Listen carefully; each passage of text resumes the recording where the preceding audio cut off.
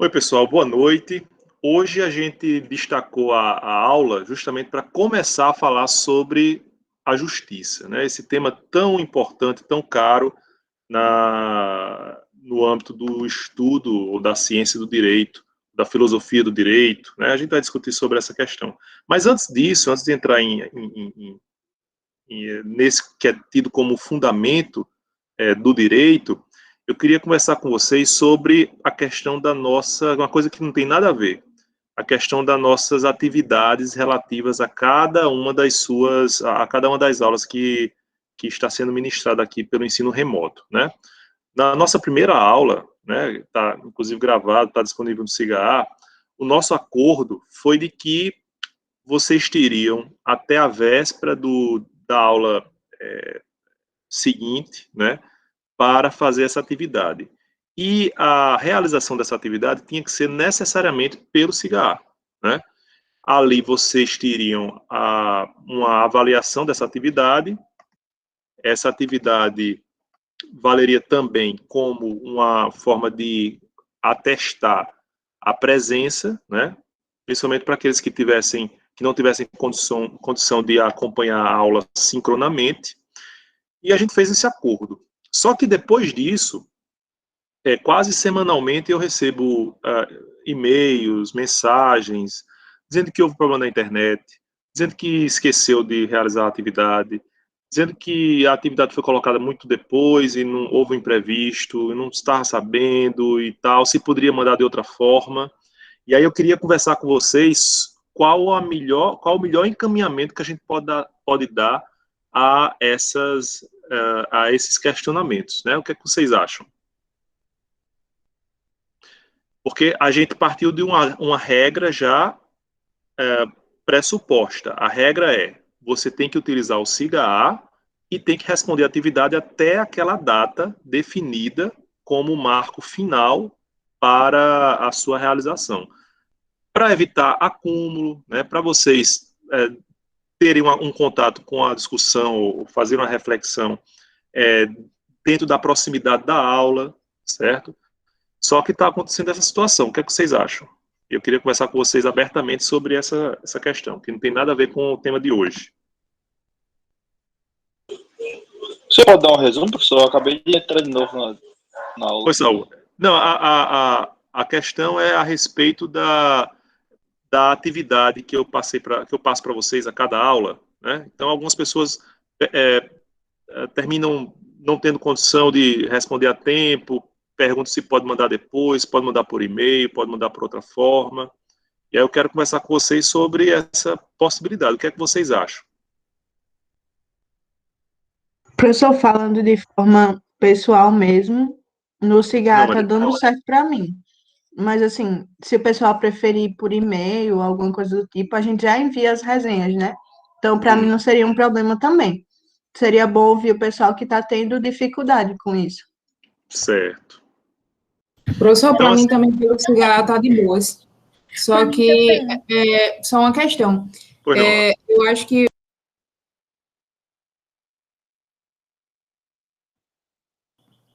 O deu som... para ouvir? Não. Interrompeu o som, Laura. Então, só quando eu acho que só uma questão quando o senhor coloca, sei lá, 3 dias depois da aula, por exemplo, a aula é hoje, aí o senhor não teve tempo e colocou 3 dias depois. Aí talvez seja complicado porque a gente já tem outras demandas.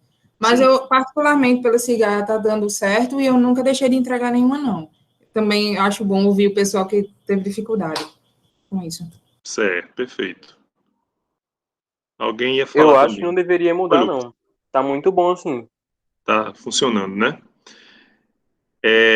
Vejam, a gente poderia partir do seguinte pressuposto. A gente já colocou uma regra objetiva, né? Que considera, inclusive, as eventuais dificuldades que vocês enfrentem com conexão, porque tem algum tempo, Laura colocou um porém aí, quando eu coloco a atividade com algum atraso, né? Mas, via de regra, teria tempo suficiente para fazer.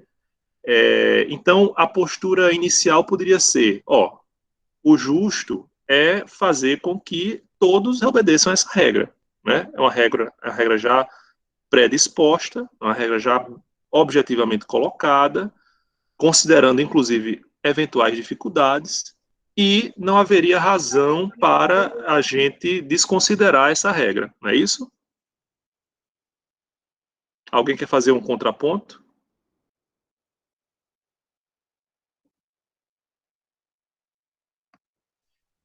Contraponto Ninguém? não, professor, mas eu acho que o cigarro é uma forma segura também da gente confirmar que foi recebido. Sim, A gente até envia a resenha por e-mail, mas aí a gente não recebe nenhuma confirmação de que esse e-mail realmente chegou para o professor, né? O cigarro, pelo exato. menos, a gente tem algo certo.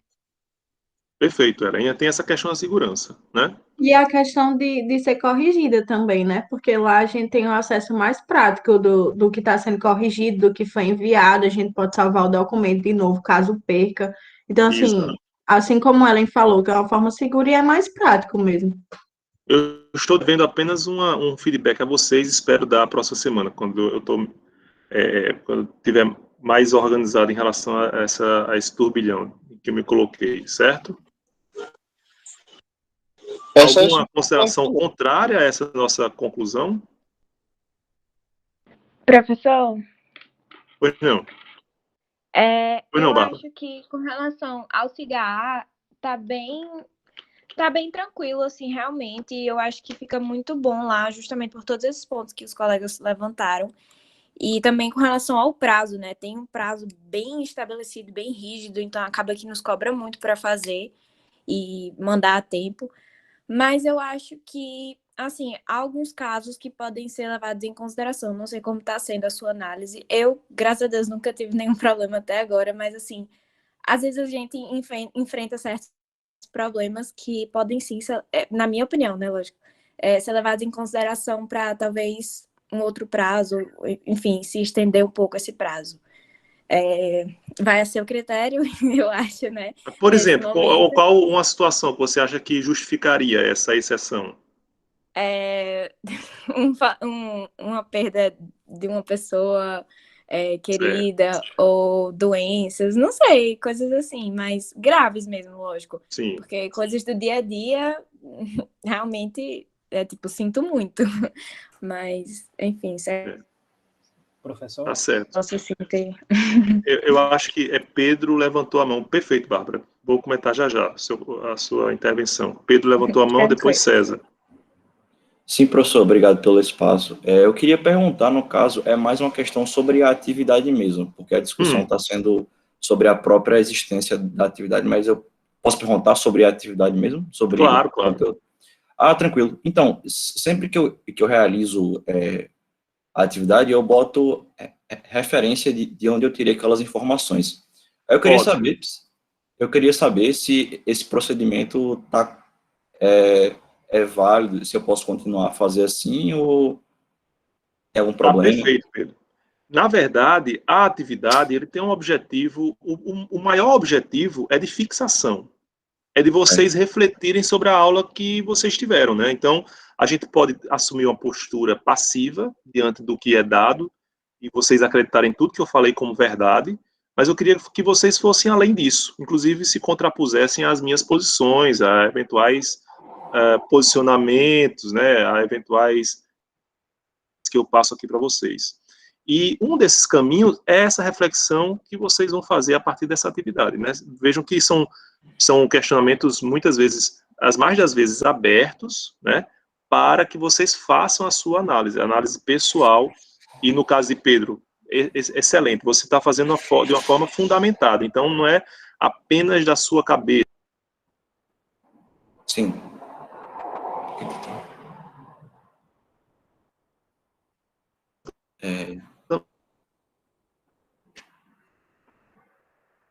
Travou aí também? Ou foi só aqui? Travou também. Tá me Aqui gravando. também. Eu acho que César ia falar depois de você. Tranquilo. Já Tá cortando, professor. Ainda.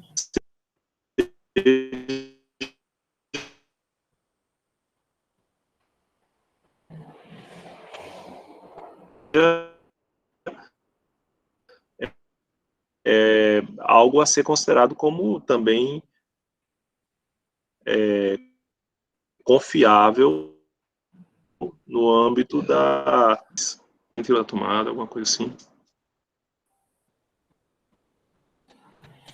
Professor, infelizmente aqui para mim Travou, né?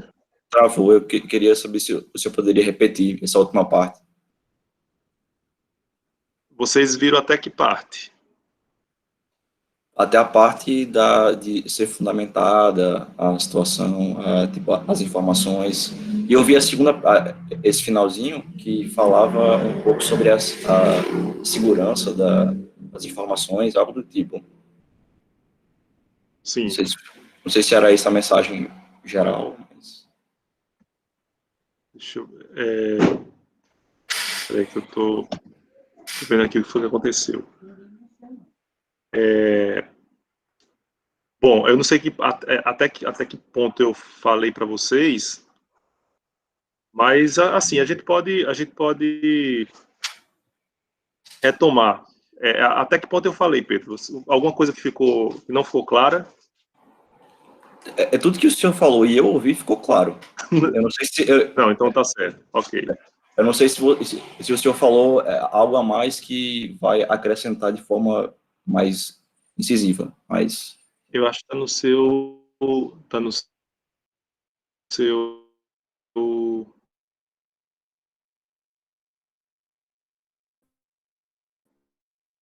Travou de novo? Acho que sim. Aqui também. Só... Para mim, cortou aqui também. Só ver aqui, porque eu acho que está no... Não está no Wi-Fi, está na ancoragem do 4G. Eu imaginei que fosse no Wi-Fi. Né? Travou de novo? Não vai rolar. Puxa vida. Pessoal, agora dá para ver sua imagem sem... Não, agora está travando.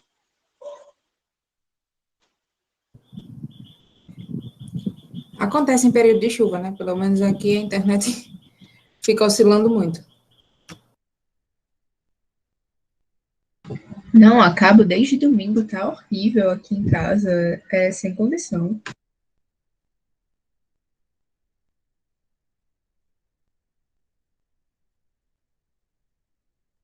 A minha cortei, estava off hoje de manhã.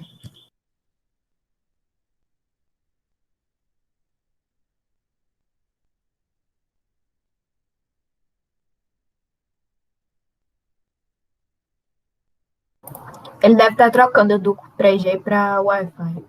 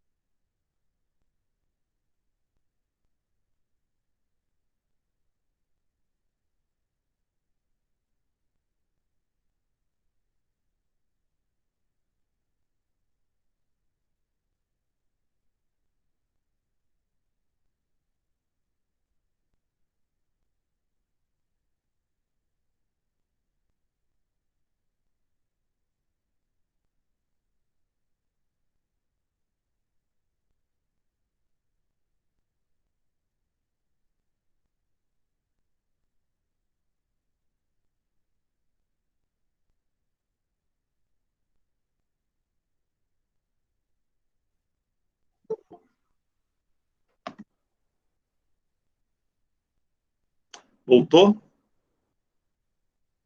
Agora voltou, professor. Agora vai dar certo agora, pessoal. Um pequeno probleminha técnico aqui, eu estava experimentando uma solução informática, mas não deu certo, não. Aí a gente busca o plano B. Bom, então, pelo que vocês falaram, essa regra está bem estabelecida, não tem nenhuma ressalva, não é isso? Então é o que deve prevalecer, não é isso? Professor? Oi, não. Eu queria fazer uma observação nesse sentido só, porque, por exemplo, eu tive um problema na semana que antecedeu o carnaval, meu notebook morreu, levei em 2 assistências, não deu jeito, precisei comprar outro. Então, assim, por sorte eu tinha outro computador em casa, da minha mãe, que eu consegui usar para fazer isso. Mas se pegasse uma situação de uma pessoa que só teria aquele computador, eu passei acho que uns quase 15 dias sem notebook. Então, assim, seria um caso específico. Eu não falei nada porque não foi o meu caso, né? Mas, para mim, ficaria inviável se eu não tivesse computador. Eu não conseguiria fazer pelo celular, né? Meio complicado fazer trabalho. Mas você conseguiu fazer mesmo assim? Teve uma atividade, a do carnaval especificamente eu não fiz, mas foi deliberadamente. Não foi. Sim. Não foi pelo carnaval, né? Mas as outras eu consegui fazer por causa do computador. Né? Certo, por isso que eu nem entrei em contato falando sobre a questão. Não, perfeito, César, perfeito. Alguém mais? Oi, Bárbara. Só para complementar o que eu tinha falado, é que também eu não me sentiria ofendida nem nada se alguém realmente tivesse por necessidade o prazo estendido, sabe? Tipo, eu aceitaria. Lógico, eu não falo em nome da turma de forma alguma, mas eu digo particularmente, numa necessidade que o senhor achasse válido, eu estaria de acordo, sabe? Não, claro. Agora, me diga uma coisa, se eu flexibilizasse a tal ponto essas atividades, assim, não vai ser mais o prazo anterior à aula, eu vou dar mais um mês a vocês, ou então a gente não estabelece prazo nenhum. Isso não poderia servir como um desestímulo a que todos fizessem a atividade no período inicialmente estipulado? Professor, particularmente falando, assim, eu trabalho muito com prazo, sabe? Então, essa forma que é no SIGA-A, eu gosto porque eu fico me forçando a fazer a atividade naquele prazo. Foi o que eu falei, eu também dou muito valor a isso do SIGA-A, porque justamente tem o prazo que cobra, e felizmente não consegui, não deixei de mandar nenhuma, justamente por essa cobrança, que eu acho ótimo. Mas, enfim, o que eu falei foi com relação a uma necessidade extremíssima, mas Claro, não entendi, Bárbara. Professor, eu acho que o que pega de verdade nessa questão é aquilo que Laura falou, tipo, o senhor às vezes demora um pouco mais para cadastrar atividade no sistema, aí se isso fosse possível, assim, eu sei que o senhor é promotor de justiça, né, professor, não sei o quê, mas se pudesse incrementar nesse aspecto, ia ser perfeito, porque às vezes a gente tá com o assunto fresco da aula, tá na cabeça, e aí já podia estar dando uma adiantada, entende? Perfeito. Professor, Sueli e Laura levantaram a mão. Sueli, Laura e Thalissa. Pronto, então falem aí. A questão aí é porque a gente tem tantas atividades de outras disciplinas que não está dando conta de fazer tudo na data determinada. Mas, assim, se colocar uma atividade essa semana para daqui a um mês, às vezes a pessoa perde até alguma coisa que estava lembrando de importante, daqui a um mês talvez tenha até esquecido um pouco, assim. E além do que também, se todas as atividades forem colocadas assim para um prazo muito estendido, a gente acaba acumulando demais. Exato, é assim, verdade. Pelo menos eu sou assim, acaba acumulando tudo, sempre na última data, acaba não dando tempo de... Eu sou desse jeito também. Professor, oi. Só uma coisa, eu não estou criticando o senhor não, tá? Eu só pus que foi uma questão, porque foi bem numa semana, quando o senhor colocou, eu acho que uns 3 dias depois da aula, foi numa semana que a gente tinha que ler, eu acho que 21 capítulos só de uma disciplina. por mais que o texto fosse fluido, assim, para ler, a gente precisava fazer uma resenha desses 21 capítulos, fora, tipo, Ah, Maria, que livro era esse? Era de Jorge Caldeira, a História da Riqueza no Brasil. Aí o professor foi botar... Eram 21 capítulos, entendeu? Então, assim, você tinha que pontuar, porque ele esmiuçava demais. Então, eu precisava ter noção, pelo menos, de cada um dos capítulos para colocar tudo na resenha. Entende? Aí, realmente, era extenso. E aí, a gente estava ocupado muito tempo fazendo isso, e aí foi bem complicado. Porque não eram 12 capítulos, ou não foi dividido também para a gente, foi tudo uma vez. E aí, o prazo era mais ou menos uma semana ou menos até. Aconteceu de ser menos de uma semana. Então, foi isso, entendeu?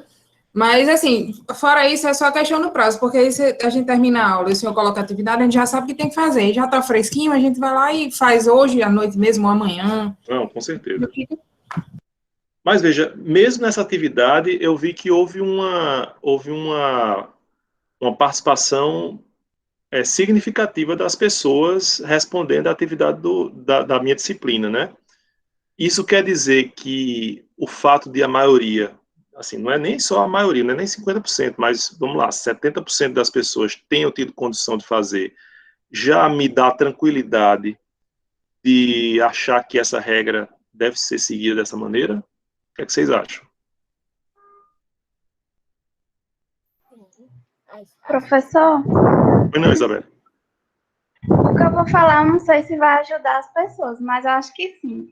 Foi a forma que eu achei para me organizar. Tipo, como suas atividades são muito para fixação, aí sempre quando termina uma aula, você coloca, geralmente 2, né?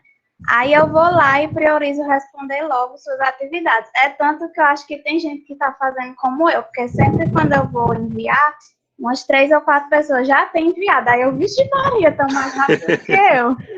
Aí eu tô fazendo isso porque eu já sei que sociologia passa uma resenha. Aí como eu sei que resenha vai demandar mais estudo, mais tempo, aí eu vou priorizo logo a sua, que é porque eu sei que na outra semana vai ter mais 2 suas.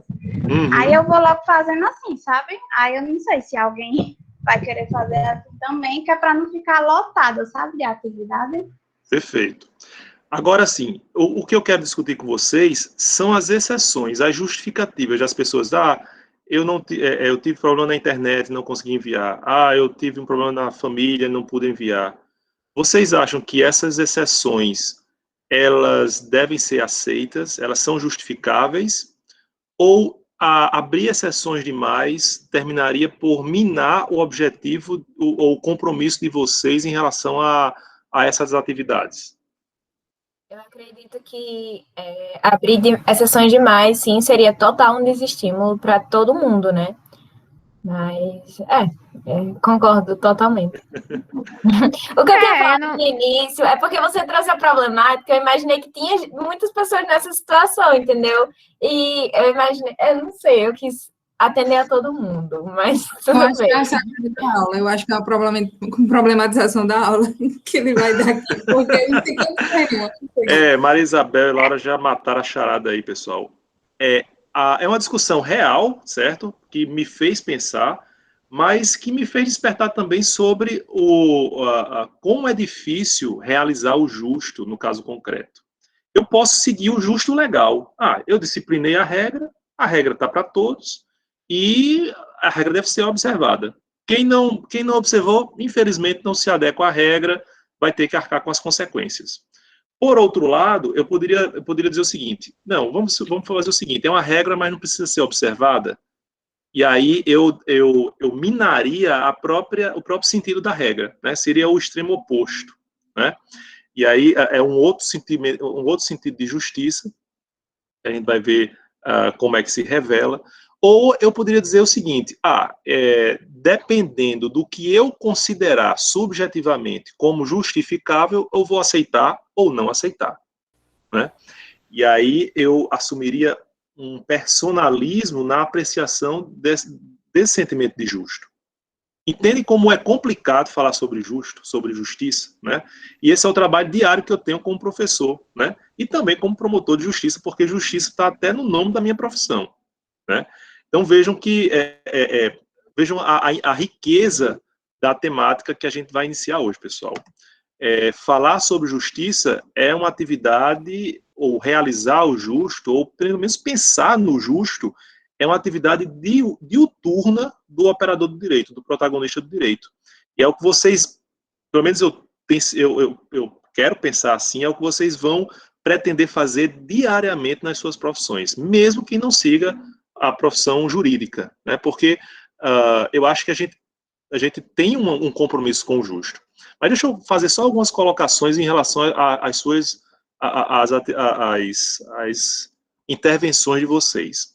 Primeiro, me impressionei positivamente com a seguinte constatação. Muitas pessoas disseram, não, eu nunca tive problema, mas mesmo assim eu acho que tem que ser considerado o lado de fulano, que pode ter perdido uma pessoa nessa situação de pandemia, pode estar com a internet ruim, pode ter isso.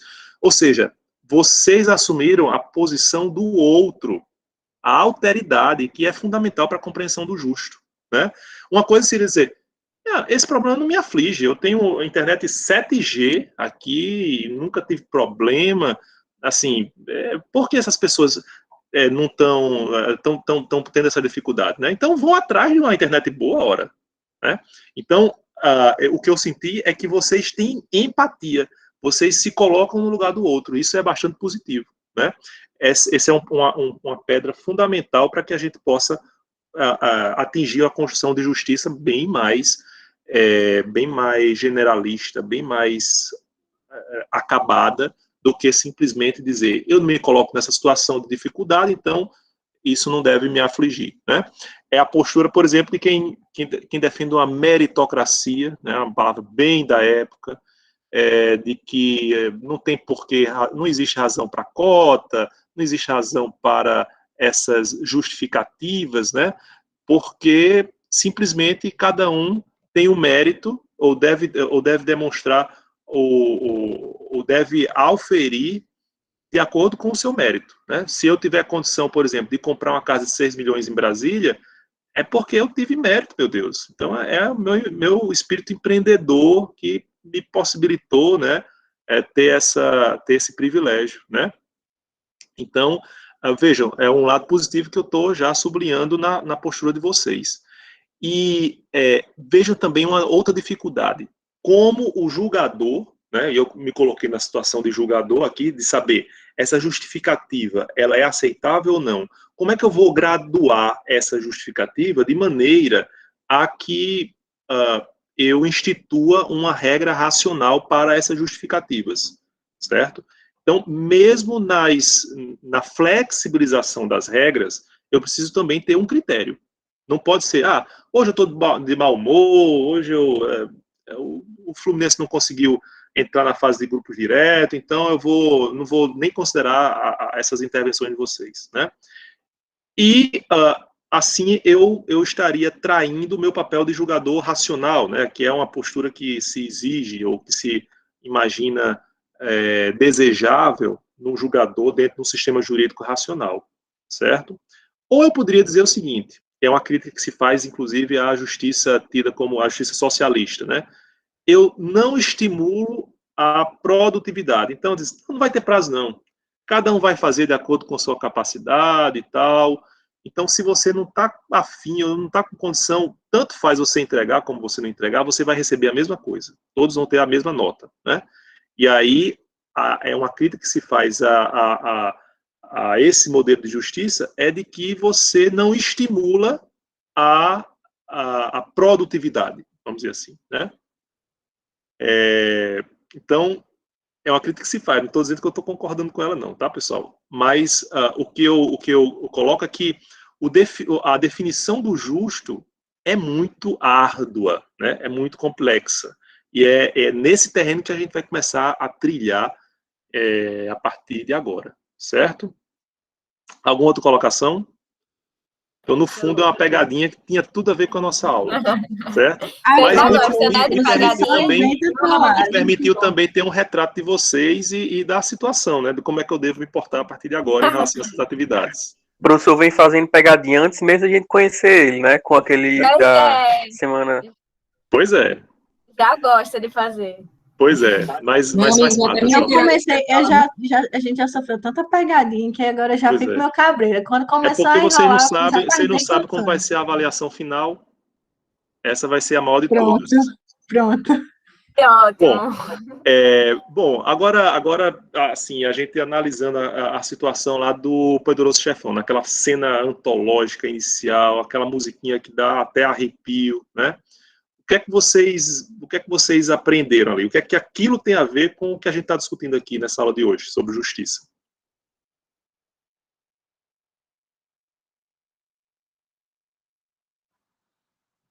Porque, licença, professor. Pois não, Paulo? É porque o conceito de justiça que ele estava empregando ali era completamente deturpado daquilo que a gente consegue compreender hoje, né, num Estado democrático de direitos, assim. Aí, quando o Poderoso Chefão, ele acaba interpelando o rapaz, ele disse, por que você não procurou a mim antes da polícia? Ou seja, ele estabelece ali um novo conceito sobre a verdadeira noção do que era justo, né? E aí, quando ele vai pedindo ajuda a ele fala, mas você não quer justiça, sua filha está viva. Tipo assim, como se a justiça só precisasse ser, no caso do rapaz que pedia pregada ali na mesma moeda, se a mulher, ou se a filha dele, por exemplo, tivesse sido morta ou algo do tipo. Então, ao longo daquela cena, a gente consegue ver pequenos micro detalhes assim, que acabam expressando um conceito de justiça próprio de algo que diz respeito à justiça com as próprias mãos e coisas do tipo. Perfeito, Paulo. Agora vamos para Pedro. De um apóstolo para outro. Então, eu achei interessante no vídeo, na cena do filme, que, assim, a tendência das pessoas, por exemplo, primeiro, a priori, pensar que o sistema justo é o sistema estatal. Não estou dizendo que o sistema do Estado deve ser banido e dado do tipo, não é isso. Mas, assim, mesmo com a justiça sendo distribuída, por assim dizer, pelo Estado, como um ponto de vista parcial da situação, um julgamento parcial, por exemplo, as pessoas ainda ficam indignadas e querem buscar justiça para elas mesmas, né? Então, ainda com a organização institucional formalmente constituída como a Justiça do Estado, as pessoas ainda ficam insatisfeitas com a situação e vão procurar ajuda pelos meandros da ilegalidade, por exemplo. Então, achei bem interessante essa parte. As chamadas vias alternativas, né, que podem ser dentro da lei ou fora dela, né? Isso. O que mais? Excelentes as intervenções. Uma coisa que eu achei interessante também é que ele acaba trazendo é que até as pessoas que são claramente fora da lei, elas têm um senso de justiça e que elas seguem aquilo. Por exemplo, o Poderoso Chefão disse que matar a pessoa que fez aquilo com a filha dele não seria justiça, porque não seria na mesma moeda, digamos assim, né? Seria um excesso daquilo. Então, essa questão de ponderar quando a justiça com a vingança, olhando com uma outra ótica, né? Embora não recomende, não ache correto que você busque fazer justiça com as próprias mãos dessa maneira, mas é interessante analisar esse senso de justiça. Excelente, César. Vou comentar já sobre esse critério. Laura. Oi, professor. Eu observei aí uma questão de justiçamento, né? O que ele queria fazer, a justiça com as próprias mãos, e também realmente isso que César falou, do código de ética. Eu me lembro de uma pichação que tinha num muro, na internet, veiculou-se muito, que tinha um código de ética numa favela, que dizia não fumar maconha na frente das crianças, não roubar morador, e aí a polícia estava apagando, e foi bem emblemático, porque as pessoas veem a criminalidade ali, mas eles têm tipo, um código de ética entre eles, tipo, eles se respeitam naquele modo. E aí, também tem a questão que nem tudo é vendável, né? O Poderoso Chefão diz. Não adiantava, ele tinha dinheiro. O que ele queria era além disso. Então, como é que as pessoas usam a justiça para os seus próprios interesses, ou tentam usar, né? Deturpar a ponto de usar para o seu próprio interesse. Perfeito. Vejam que, não sei se vocês sabem, mas as facções criminosas têm estatutos, né? Têm regras bem estabelecidas, né? Aí a questão de saber se, por essa razão, a gente pode falar vamos dizer, num pluralismo jurídico, aí já é outra questão, né? Mas que a gente pode discutir. Acho que outra pessoa estava com a mão levantada. Caliana. Isso. Professor, assim, só uma observação, né? Assim, é que os poderes paralelos que existem, né? Ele foi primeiro para o Estado não deu vazão ao que ele considerava que era justiça, então ele foi para um poder que ele acreditava que ia dar vazão à justiça que ele acreditava que ele queria ter. E, assim, é uma coisa, é muito comum, eu sei que existe o Estado, não estou defendendo nem tirando o crédito de nada e tal, mas muitas vezes, principalmente dentro dessas favelas, o Estado não chega. Exato. O Estado não chega. Aí, quando o Estado não chega, outros meios de resolver os conflitos acontecem, né? Eu li até uma vez, eu fui fazer um BO numa delegacia, e li uma coisa que eu achei muito interessante, que era assim, um homem honesto, a pior coisa que um homem honesto faz é usar de má fé para se defender, porque às vezes as pessoas usam para se defender determinadas coisas desse poder paralelo. Ele estava buscando ali a defesa, o que eu pude ver no vídeo, é que ele estava buscando a defesa dele. Ele primeiro buscou a justiça da maneira correta, né, como tem que ser, e quando ele não foi atendido, ele procurou uma outra justiça, onde ele achava que ia se enquadrar exatamente com o que ele queria. Perfeito.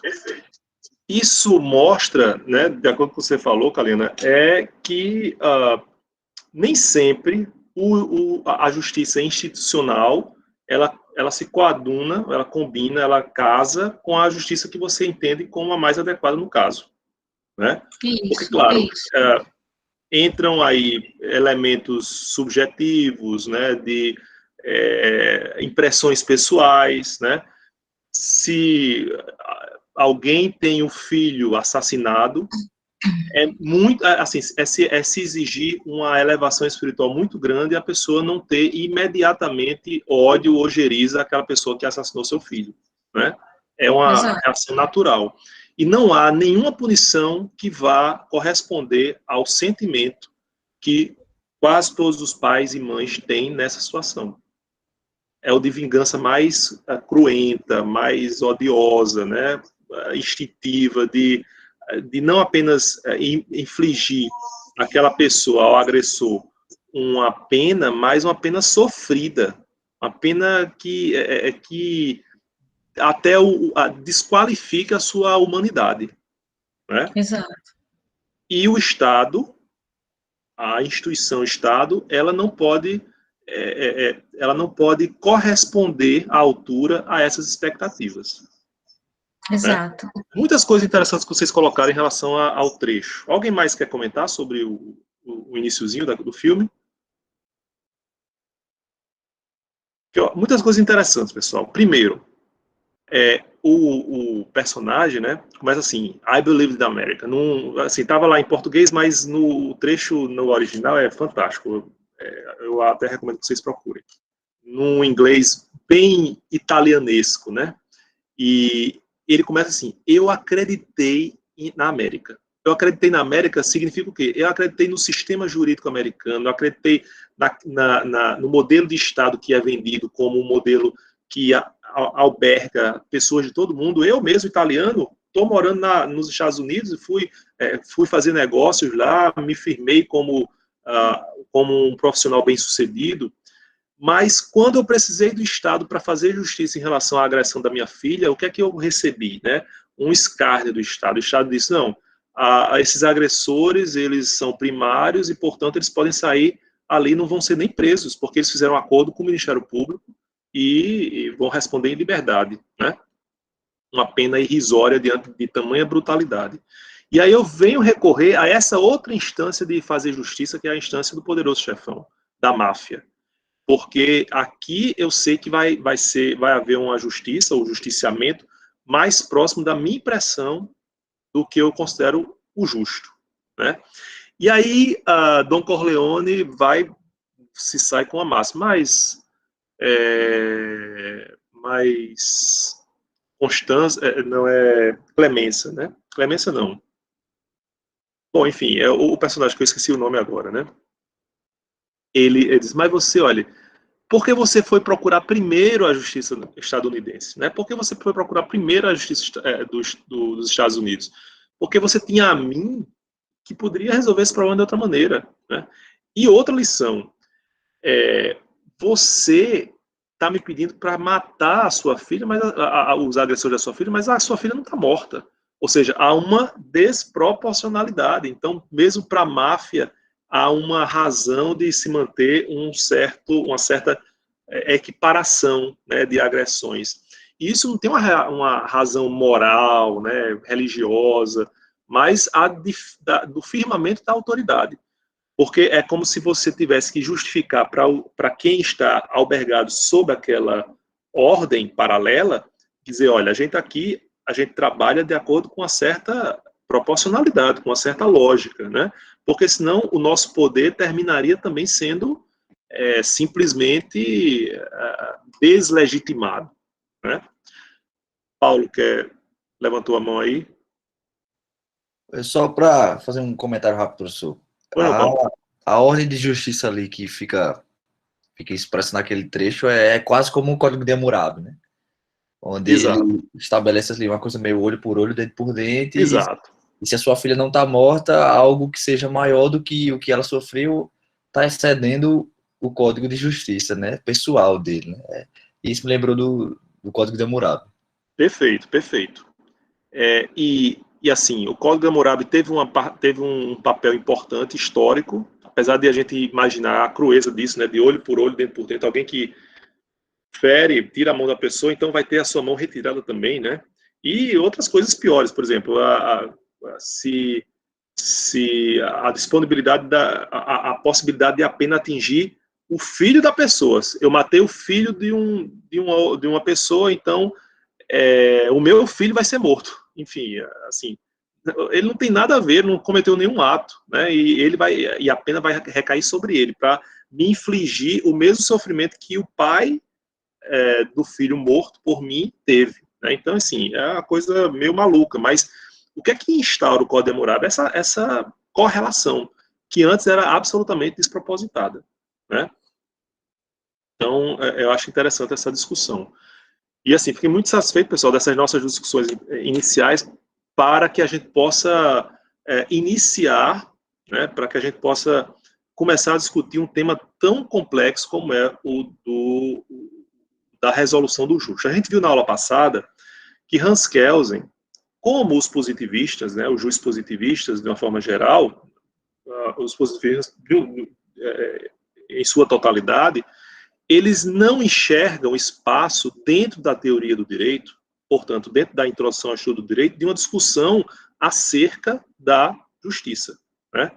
Por mais que eu já tenha, inclusive, revelado na aula anterior, que Hans Kelsen tem escrito vários livros sobre o justo, né, sobre a justiça, o que é justiça, o problema da justiça, a ilusão da justiça, esses problemas não se situam dentro de uma teoria geral do direito, dentro, por exemplo, da teoria pura do direito de Kelsen, certo?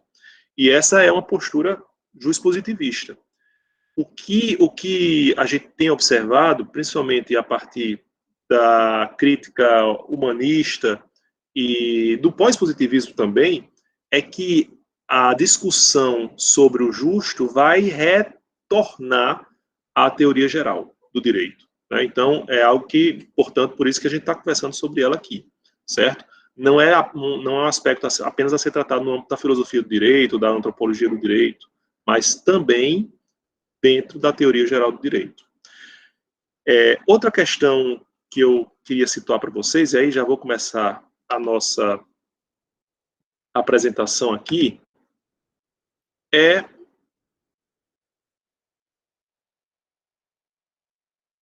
a consideração da justiça como o fundamento do direito. né?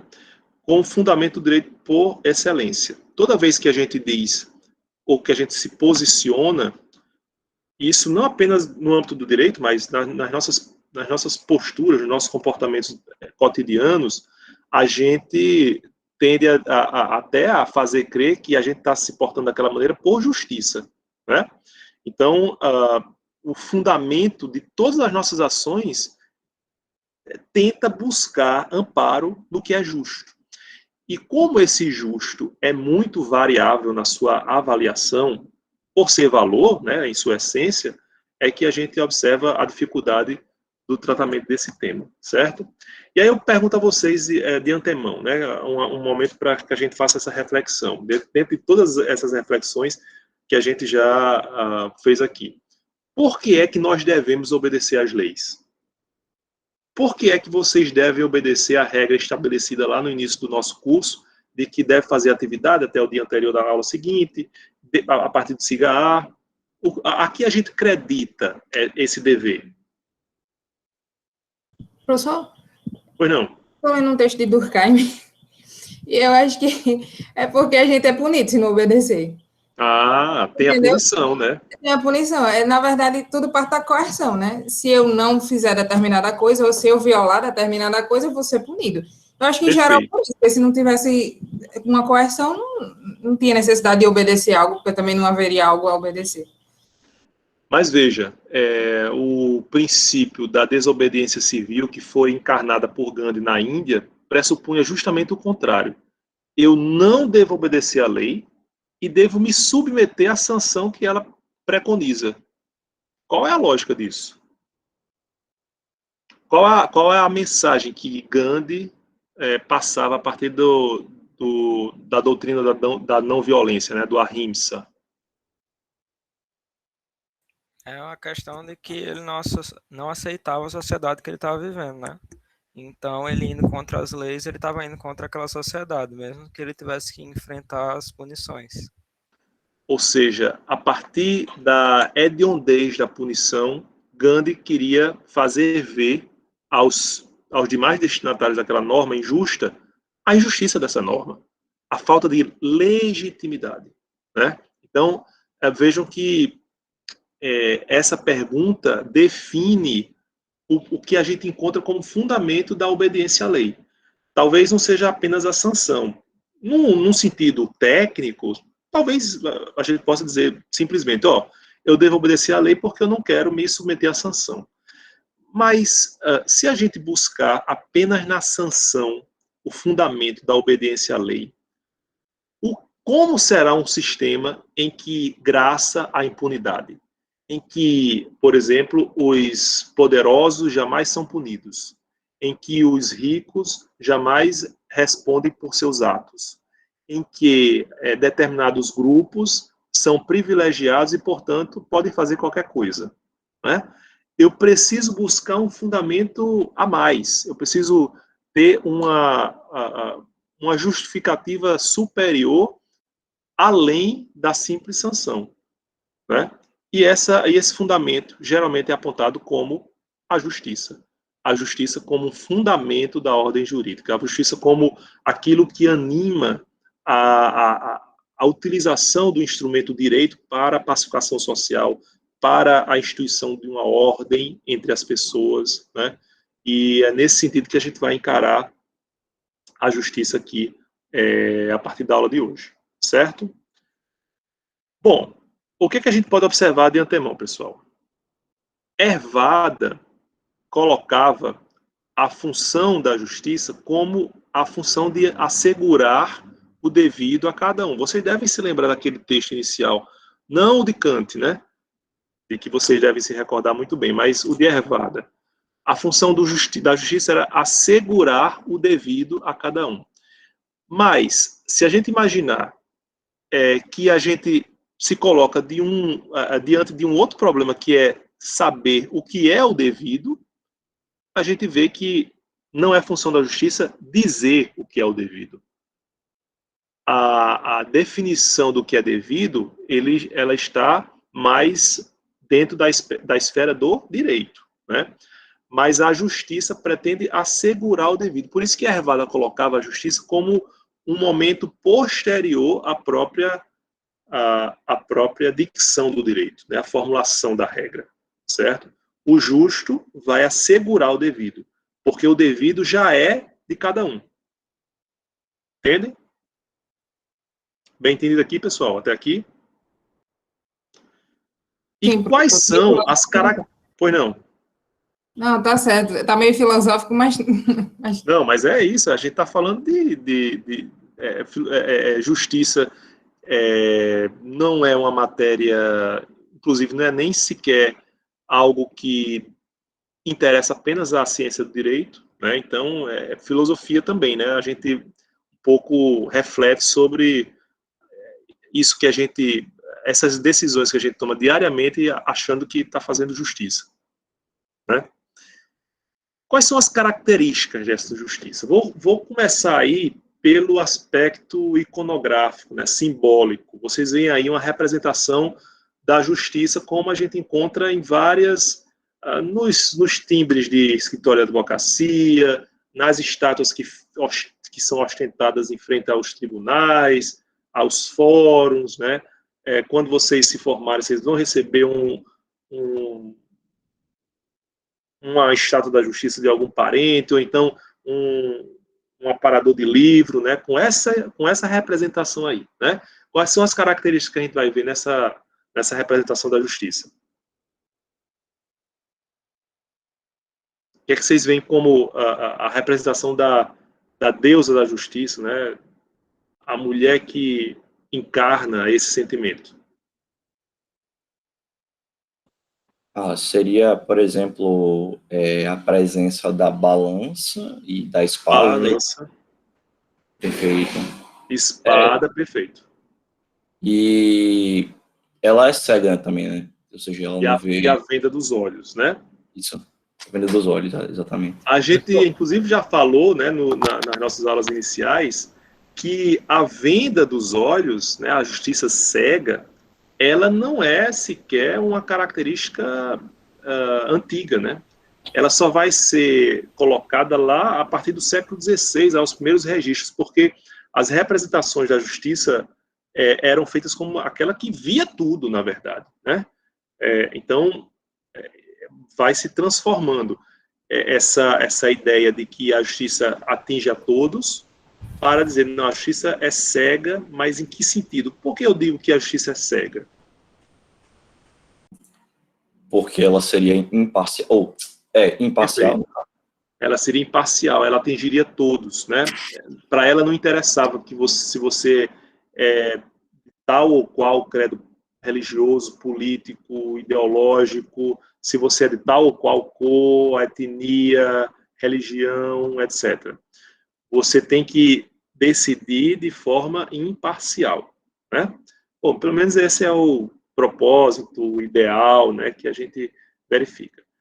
Mas também é problemática a postura da justiça cega no momento em que você deixa de considerar algumas idiosincrasias, algumas características individuais daqueles a quem ela vai se destinar, né? Como é que eu posso ser cego diante de uma situação de inferioridade numa determinada relação social, né?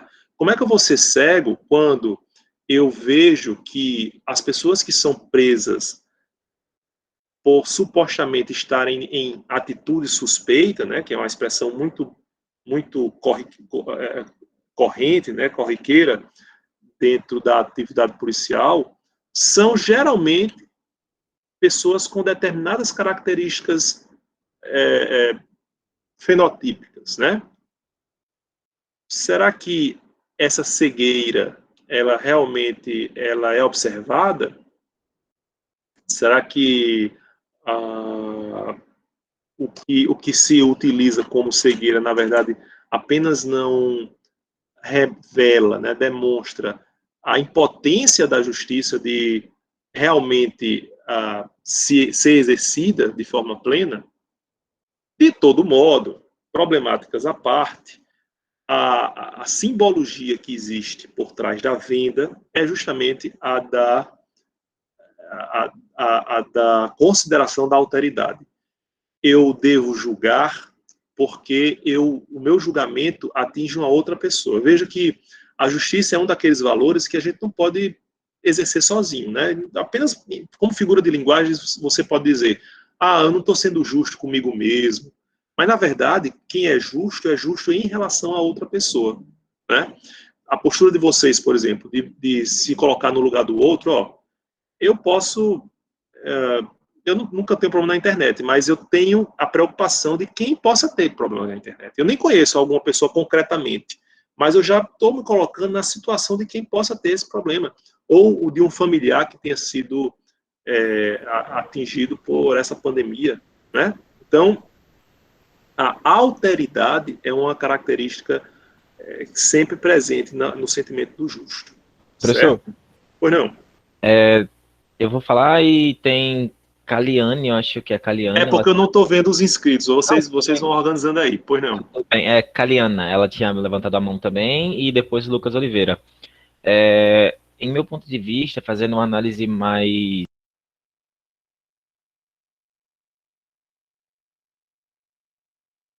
Caiu? Ou fui eu que caí? Tá mutado, Adriano. Seu microfone. Tá mutado. Opa, desculpa. Falando com outra análise, eu vejo, e um teor mais crítico, eu vejo o símbolo da justiça como algo superior, algo abundante, algo rico, como ela está segurando uma espada de ouro e uma balança de ouro também. São véus que está cobrindo o olho dela, por exemplo, um véu fino, um véu rico, e mostra como se a justiça fosse algo superior, algo para ricos, um padrão elevado. E isso é uma crítica que eu faço, a imagem da justiça como sempre uma mulher branca, uma pessoa rica e em outros fatores. Muito bem observado, né? Sem dúvida. A iconografia, ela revela também esses preconceitos, né? Então, vocês vão encontrar Jesus, como, por exemplo, eu me lembro da minha aula, das minhas salas lá no Marista. Tem aquela figura clássica, né, de Jesus lá em cima, né, com a pele clara, com os olhos azuis, né, aqueles cabelos bem tratados, né, absolutamente incompatível se a gente for imaginar o contexto, as próprias características do povo em que, no seio do qual Jesus nasceu, não são compatíveis com aquele fenotipo, né? Aquele fenótipo. Então, vejam, isso é construção, isso é a idealização a partir de um paradigma viciado, sem dúvida alguma.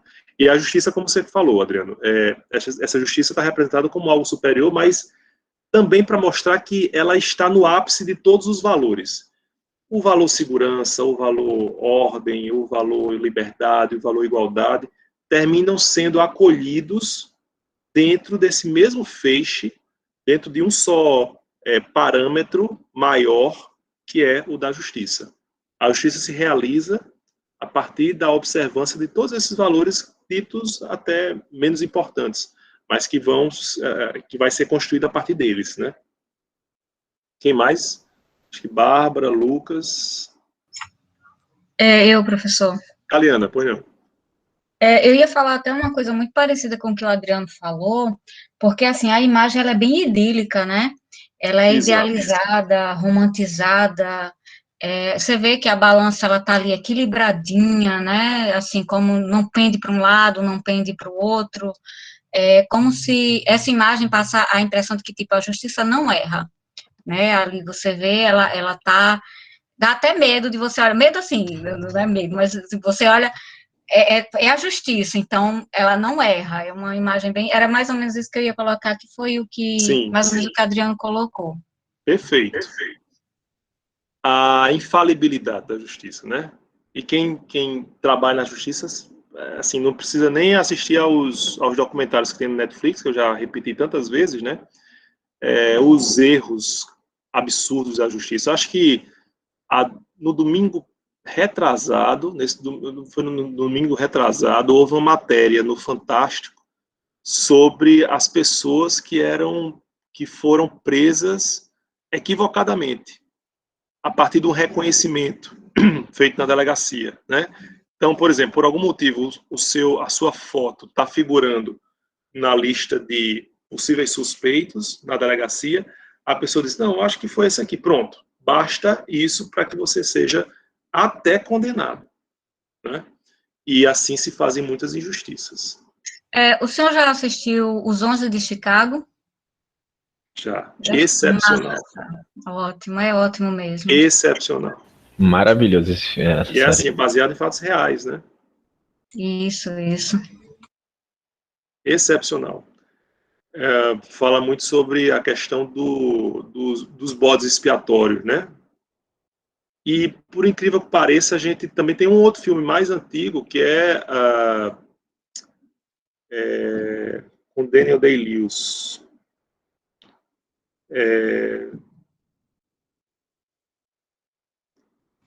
Em Nome do Pai. Em Nome do Pai. Também fala muito sobre essa questão, né? Maravilhoso. Da busca incessante pelos bodes expiatórios. Muito interessante. Bom, quem mais ia falar? Acho que era Lucas. Pois não, Boa Lucas. noite. Assim, muito do que eu ia falar, você terminou contemplando quando você falou da iconografia, e eu queria falar justamente sobre isso. O meu problema com essa imagem da justiça é que parece que a gente não aprendeu nada com os iconoclastas, né? A gente continua, seja na religião, seja no direito, seja na política, a gente tende a tomar as coisas por imagens e a terminar por endeusá-las. Então, essa imagem, ela representa uma coisa subjetiva. E termina que a justiça, por ser subjetiva, ela vira uma entidade, ela deixa o plano material e se torna uma coisa totalmente abstrata.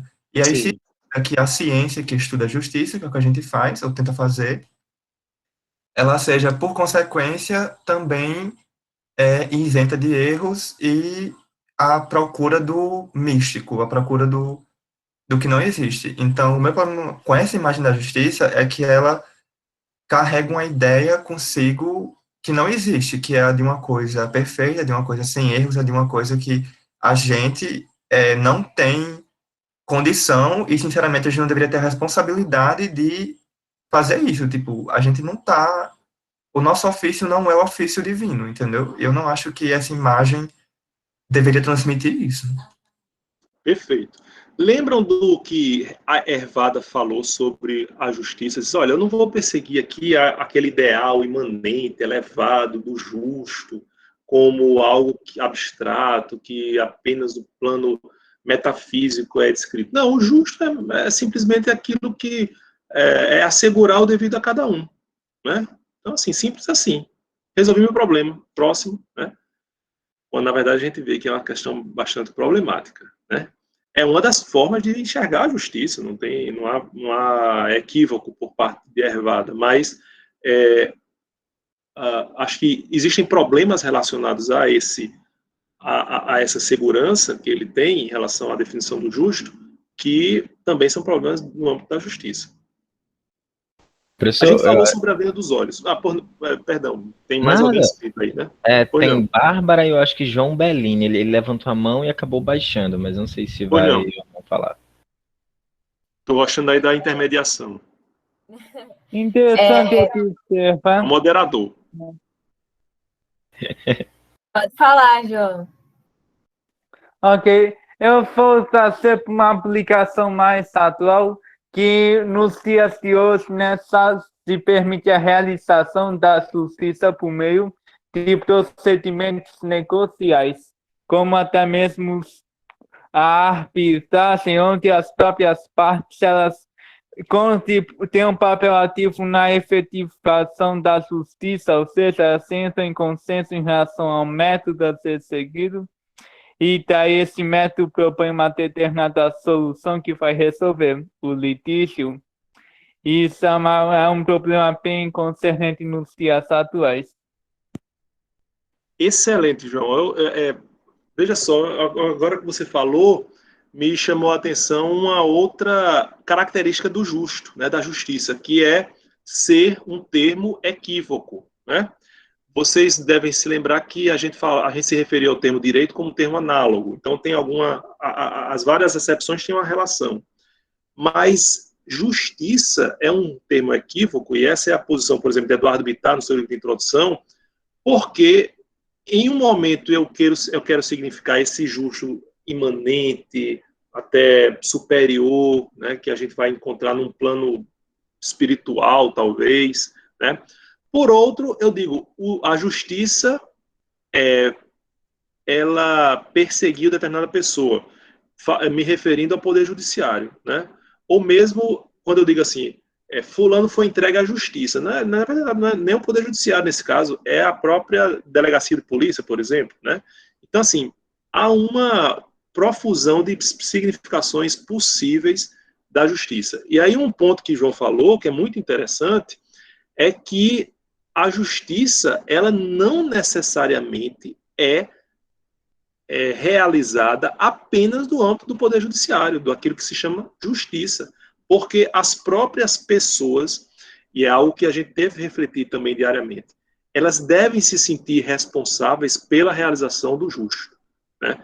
Se a gente dependesse apenas do judiciário para fazer justiça, né, como é que seria a nossa vida, pessoal, né? Diariamente a gente se coloca dentro de situações, vamos supor, de orientação dos filhos. Já pensou se a cada... Não, meu filho não quis ir à aula hoje. Eu não sei se é justo, vou recorrer ao Poder Judiciário para saber. Ou logo fazer uma petição aqui para o juiz antes das 7h30 para poder definir se ele deve ir ou não à aula, né? Então, assim, a gente também é responsável pela Eu ia chegar aos 40 anos, não queria ter frequentado a escola. Quando o menino tiver formado... Exatamente. Quando o menino tiver perto de terminar a escola, o resultado sai. Exatamente. Pois é. Então, assim, não se justifica. E João deve ter se referido também aos meios alternativos de resolução do conflito, né, que também são formas de se atingir a justiça. A gente tem várias ferramentas que não necessariamente desembocam no Poder Judiciário, que são meios eficazes de resolução de conflitos, portanto, de fazer justiça, no caso concreto, mas mesmo desconsiderando a atuação do Judiciário, né? Conciliação, arbitragem, meios negociais, inclusive no direito penal, certo? Lucas está com a mão levantada, Bárbara. Lucas já falou, a não ser que ele queira falar de novo, assim como Kaliana. Mas eu só queria fazer uma observação. Pois não, Bárbara. Hoje pela manhã tive aula com você em História do Direito, e aí eu confesso que eu passei quase o resto da manhã inteira vendo vídeos daquele juiz fofinho lá. Maravilhoso, né? E eu me lembrei muito com relação a isso, por causa da questão da autoridade e da empatia, né? Que está relacionada, eu acho que está relacionada com esse comportamento desse juiz. Se quiser, eu posso colocar aqui no chat alguns links. Eu passei a manhã. Vocês colocam Frank Capra. Frank Capra é um juiz fofinho lá de Providence, nos Estados Unidos. Maravilhoso, cara. É maravilhoso, né? Agora, como eu coloquei também na aula de hoje de manhã, né? É claro que ele não está resolvendo ali um caso de homicídio, né? Então talvez ele não fosse tão fofinho assim diante de um homicida, mas nos faz perceber a necessidade de a gente assumir, como julgador, uma postura de abertura cognitiva, né? Se a gente já entra num litígio, dizendo assim, maconheiro é um caba safado que deve levar peia mesmo, tá acabando a vida dele, acabando a vida da família, então eu quero que ele fique preso 50 anos. Ou então, a pessoa que é bissexual é uma pessoa que é depravada, que não merece respeito. Portanto, essa prática deve ser extirpada da sociedade. Se eu já parto para uma decisão de preconceitos que muitas vezes não tem nenhuma racionalidade para se sustentar, é claro que meu julgamento fica viciado, né? É como se eu compusesse uma comissão que vai, por exemplo, não estou falando hipoteticamente, um deputado que está sendo investigado, aí a promotora que fez campanha para ele, para o pai, é colocada na comissão que vai investigar os seus atos de desvio. Tem o menor sentido, né? Ah, mas ela vai ser super correta. Mas não basta ser correta, você tem que parecer correta. Por isso que existem mecanismos do ordenamento jurídico, como é, Lucas?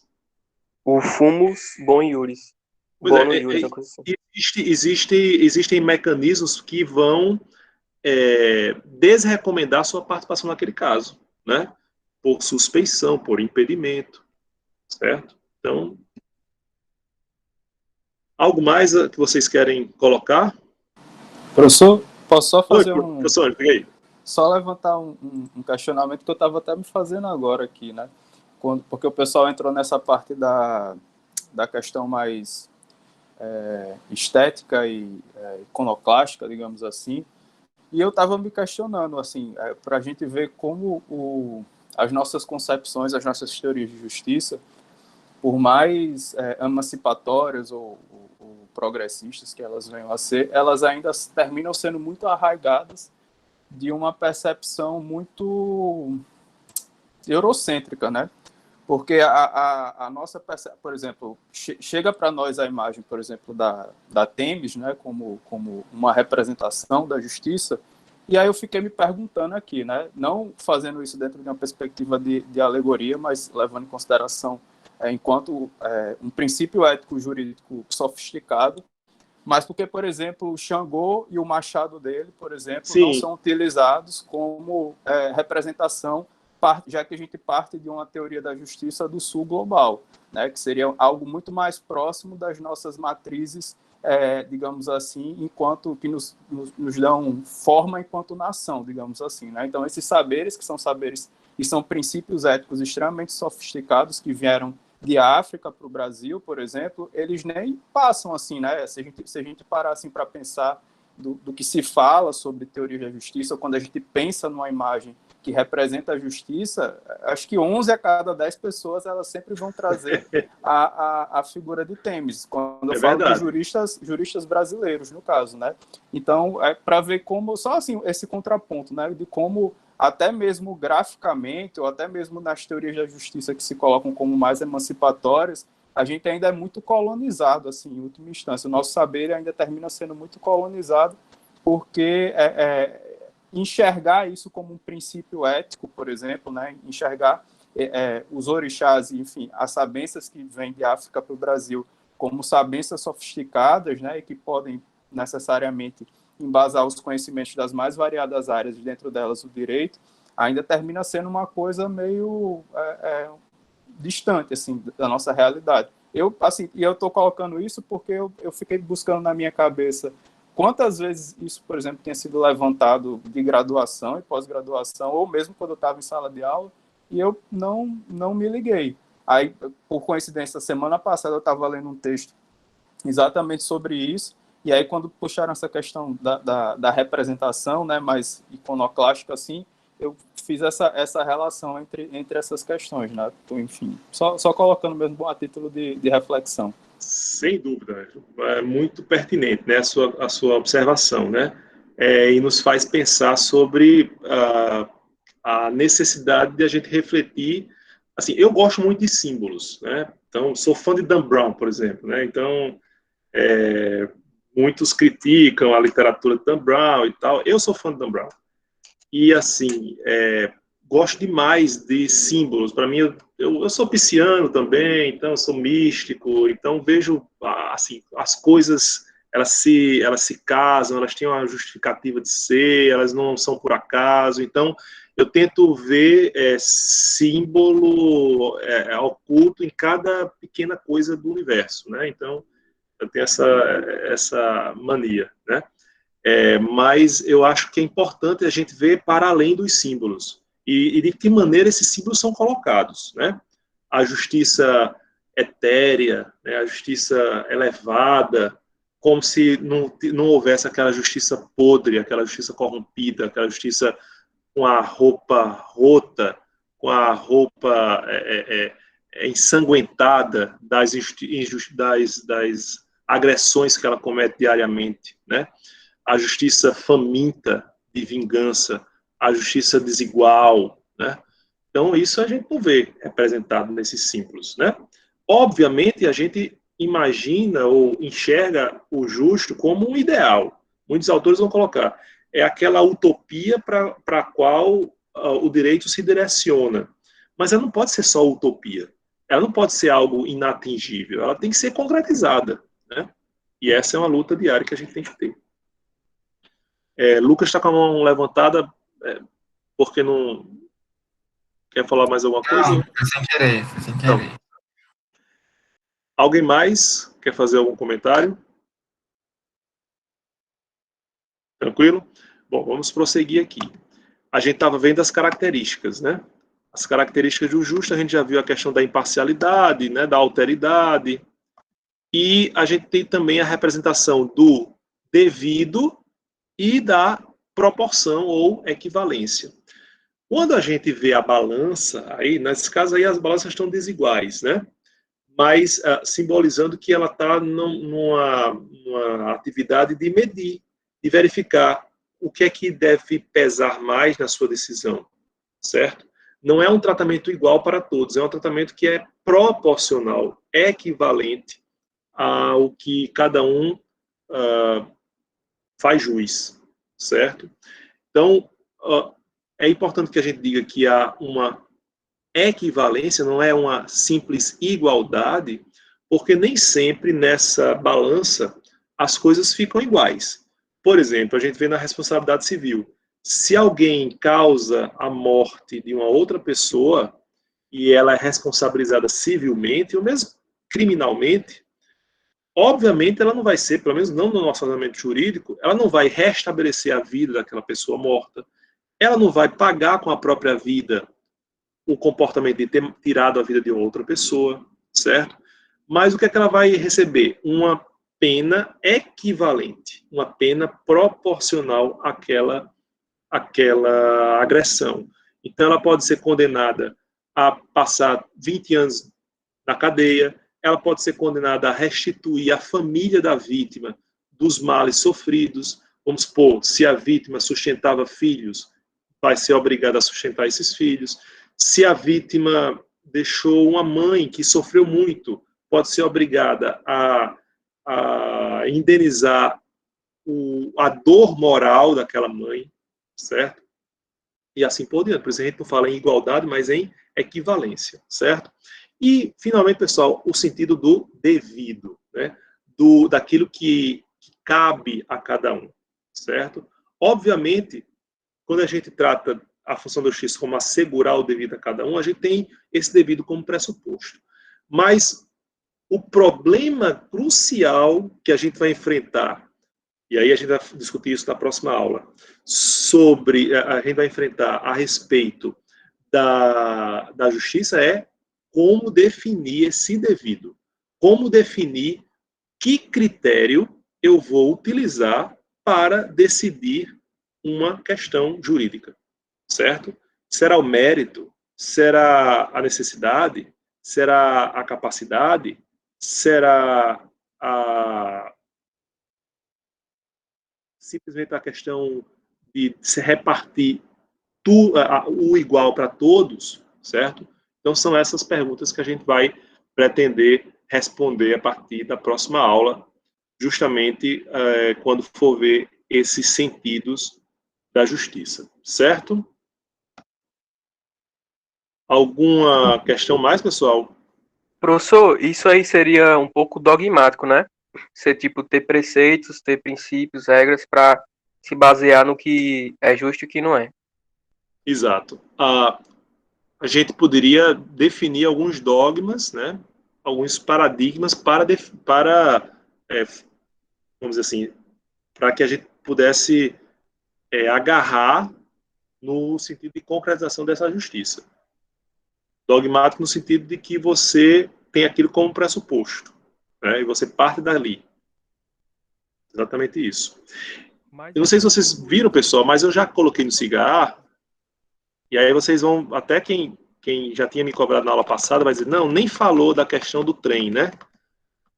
Eu coloquei aí o vídeo de Michael Sandel, da primeira aula que ele deu nesse curso de Justiça, que é uma aula, inclusive, que é uma reprodução, em alguma medida, né, do livro dele, Justiça, como fazer a coisa certa, uma coisa assim, né, professor de Harvard. Esse curso ele está na íntegra no YouTube, se vocês quiserem. Então, se tiverem curiosidade, como em relação aos outros capítulos, né, isso aí é só para dar o gostinho de como é que vai ser, como é que foi desenvolvido esse curso. Esse curso eu fiz pela plataforma específica, né, com avaliação e tudo, é excepcional. O livro da mesma maneira. Então, na próxima aula, a gente vai falar um pouco sobre os critérios do justo, como a gente vai poder começar a definir a forma de se atingir esse justo, né? E, afinal de contas, como a gente vai procurar fazer uma categorização de justiça a partir desses critérios para a sua melhor compreensão. Certo? Alguma outra questão? Tranquilo? Pessoal, pois, muito obrigado. Vou aqui interromper a nossa gravação, né?